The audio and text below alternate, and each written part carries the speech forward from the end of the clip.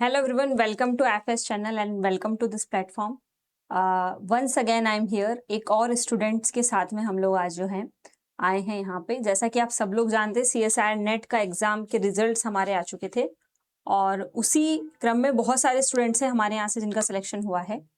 तो एक और स्टूडेंट आज हमारे साथ में जुड़े हैं जिनसे हम जानेंगे कि कैसे उन्होंने प्रिपरेशन स्टार्ट किया, क्या क्या चीज़ें ऑब्स्टेकल्स उनके जो है प्रिपरेशन करते टाइम आए, क्या क्या उन्होंने कैसे कैसे चीज़ों को ओवरकम किया, वो सारी बातें आज हम इस वीडियो में देखने वाले हैं। तो first of all congratulations, thank बहुत यू मैम। बहुत बधाई हो आपको एलिस के लिए।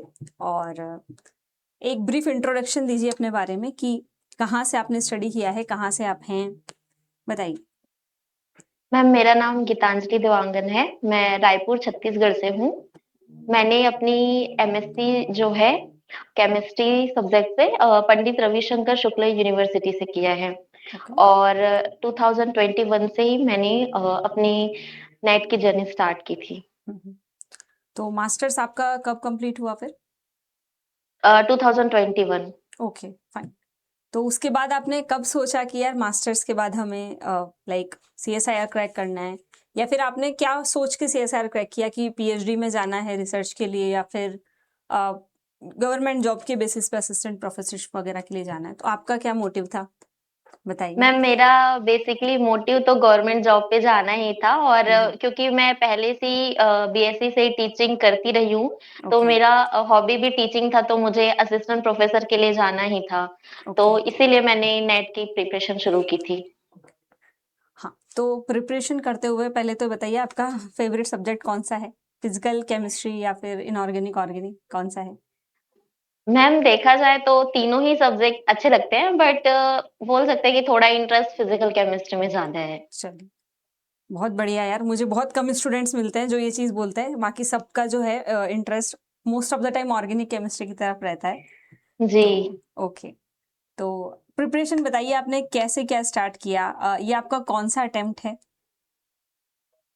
मैम मेरा तो ये काफ़ी लंबा समय निकल गया एलएस करने में ही, क्योंकि मुझे लगता है कि मैंने बहुत सारी गलती की है ड्यूरिंग माय प्रिपरेशन। हम्म। तो मुझे लगता है कि ये जो मेरा जो क्वालीफाई हुआ है एलएस, वो मेरे पहले ही हो जाता अगर मैंने ये सब गलतियाँ नहीं की होती। ये मेरा 6th अटेम्प्ट था, 6th-7th अटेम्प्ट होगा। ओके, तो जैसे आपने 3-4 अटेम्प्ट, 5 अटेम्प्ट पहले दिए हैं, तो आपको अब यहाँ पे सारे स्टूडेंट जो भी देख रहे हैं, ये वीडियोस उन्हीं के लिए बना है कि आने वाले स्टूडेंट जो प्रिपरेशन कर रहे हैं।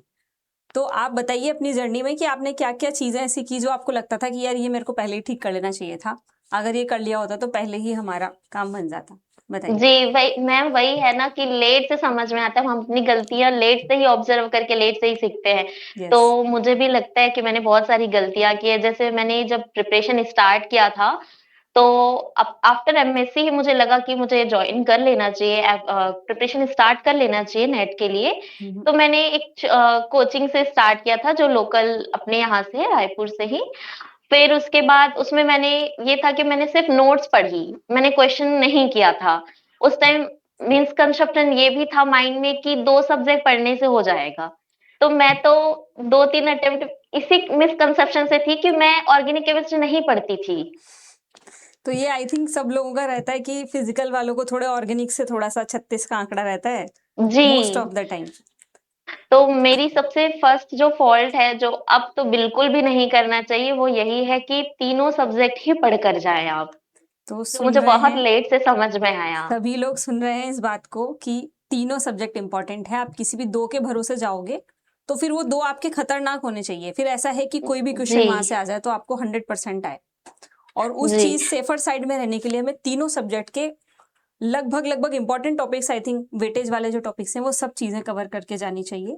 और दूसरा जी, जो जी। इन्होंने बोला है कि question practice is very, very important, correct? जी, जी, मैम। हाँ। मुझे ये भी लगा कि प्रिपरेशन के टाइम पे मतलब मैंने इतना लेट मेरा ये जेआरएफ सॉरी एलएस हुआ कि मुझे चीज़ों को ऑब्ज़र्व इतना कुछ करने को मिला है कि मैंने इतनी सारी फ़ॉल्ट की थी अपनी जर्नी के टाइम पर। जैसे मुझे लगा कि जब हम पढ़ाई करते हैं, तो खाली हम लोग क्या करते हैं, नोट्स ही पढ़ना शुरू कर देते हैं। नोट्स कंप्लीट करने पे ध्यान देते हैं। तो मुझे लगता है फॉर रिपीटर्स कि अगर आप रिपीटर हैं तो आप जैसे अगर ये अटेम्प्ट नहीं हुआ तो नेक्स्ट अटेम्प्ट के लिए आपको नोट्स पढ़ने की ज़रूरत बिल्कुल भी नहीं है। आप डायरेक्ट क्वेश्चन स्टार्ट कीजिए क्वेश्चन प्रैक्टिस। और क्वेश्चन से ही आपको समझ में आएगा आपका कौन-सा टॉपिक वीक है एंड देन उसके नोट्स पढ़िए। तो हुँ। मैं हमेशा से करती थी कि बस नोट्स उठा के हर अटेम्प्ट में पढ़ लेती थी। तो आई थिंक ये भी गलती होती है, वो बहुत सारे स्टूडेंट्स मेरे को भी बोलते हैं कि हम लोग ना बार-बार नोट्स पढ़ते रहते हैं। लेकिन नोट्स पढ़ के आई थिंक शॉर्ट नोट्स बना के क्वेश्चन प्रैक्टिस करना चालू कर देना चाहिए, बजाय पूरे नोट्स को दोबारा पढ़ोगे। आई डोंट थिंक वो हेल्पफुल होता है और आई थिंक आपके जी। साथ भी वही वैसा ही हुआ है। जी, मैम और ये भी था कि मैं जब पढ़ाई करती थी, तो ये था कि मैं पूरा दिन एक ही सब्जेक्ट पढ़ने में निकाल देती थी। अगर मैं 2 सब्जेक्ट की 2 सब्जेक्ट भी पढ़ रही हूँ, तो मैं एक दिन में पूरा फिज़िकल केमिस्ट्री ही पढ़ रही हूँ। मैं दूसरे सब्जेक्ट पे फ़ोकस नहीं करती थी, मैं सोचती थी कि 1 महीने तक फिज़िकल केमिस्ट्री खत्म कर दूँगी। तो मेरा ये भी बहुत बड़ा फ़ॉल्ट था, जो मैंने इस पिछले 2 अटेम्प्ट में अपना सुधारा था। तो मतलब ऐसा है कि हर एक चीज़ को प्रॉपर एक टाइम देना चाहिए हमें, जी। डेली एटलीस्ट हमें जो है डेली एटलीस्ट 2 तो साथ में पैरेलल लेके जी, चलो। जी, 2 सब्जेक्ट डेली पढ़ना ही है जिसमें से एटलीस्ट आप सिर्फ़ 2 घंटे ही नोट्स पढ़िए, बाकी तो पूरा समय सिर्फ़ और सिर्फ़ क्वेश्चन प्रैक्टिस पे। क्वेश्चन्स प्रैक्टिस को करेक्ट, कीजिए। करेक्ट। और कोई चीज़ जो आपको बताना है कि यार लास्ट टाइम ऐसा हुआ था, फिर हमने थोड़ा-सा चेंजेस किया, जैसे क्वेश्चन प्रैक्टिस के बारे में आपने बताया जी, और मैम हाँ, पीवाईक्यूज़ तो ख़ैर सभी करते हैं बट पीवाईक्यूज़ के मल्टीपल टाइम्स क्वेश्चन करो तो ज़्यादा अच्छा होगा। समझ में आया आप लोगों को कि पीवाईक्यूज़ तो कई बार ऐसा होता है ना कि पीवाईक्यूज़ तो रट ही जाते हैं यार, इसका आंसर ये है। तो जी। उसी बेसिक, उसी कॉन्सेप्ट रिलेटेड क्वेश्चंस की प्रैक्टिस आपको ज़्यादा से ज़्यादा करनी चाहिए। ये मुझे इम्पोर्टेंट है। मेरा जो फ़ॉल्ट था मुझे यही लगा कि मैं दिन में जो 2 सब्जेक्ट नहीं पढ़ती थी, वो मुझसे बहुत बड़ी मिस्टेक हुई। मैं क्वेश्चन प्रैक्टिस पे उतना ज़्यादा समय नहीं लगाती थी, वो मेरा मिस्टेक था। फिर सबसे बड़ा मिसकंसेप्शन कि मैंने 2 सब्जेक्ट ही पढ़ती थी, सिर्फ़ फिज़िकल एंड इनऑर्गेनिक। इस बार मैंने ऑर्गेनिक का सब्जेक्ट पढ़ा था लास्ट 2 अटेम्प्ट से, तो इस बार फाइनली ऑर्गेनिक मेरा काम आया। चलिए, तो बेसिकली आपका भी यही बोलना है कि एक सब्जेक्ट को ही ना पढ़ें डेली, क्योंकि आई थिंक वैसा हो जाता है ना फिर कि गैप हो जाता है। हम जैसे जी, मैम। 4 दिन तक फिज़िकली पढ़ रहे हैं, पता चला ऑर्गेनिक की रिएक्शंस ही भूल गए। तो हर चीज़ जी, को जी। टाइम वाइज़ रिवीज़न करना बहुत ज़रूरी है। अच्छा, शॉर्ट नोट्स बनाए थे आपने? यस मैम, फिज़िकल केमिस्ट्री के मैंने शॉर्ट नोट्स बनाए थे। इनऑर्गेनिक फिज़िकल के मुझे नहीं लगे थे क्योंकि इतने बार पढ़ लिया था तो सॉरी कॉन्सेप्ट एंड फॉर्मूले तो था हो कि जाता है। दिमाग में। हुँ। तो आई थिंक शॉर्ट नोट्स भी इम्पोर्टेंट हैं। बार-बार हम जो है कई बार क्या होता है ना कि हम लोग मोटे-मोटे रजिस्टर हमने भरे हुए नोट से और फिर हम उनको रिवाइज़ करने बैठते हैं तो फिर जी उतने टाइम मैम, हम लोग लगाते रहते हैं नहीं बार-बार। होता। तो वो काम बंद करके हमको जस्ट गो थ्रू करना चाहिए या फिर उनसे शॉर्ट नोट्स बना लेने चाहिए, ताकि जब आपको रिवाइज़ करना है तो वो चीज़ उठाओ, ना कि पूरे की पूरी बुक्स। फिर पूरा टाइम उसी में हमारा खत्म हो जाता है।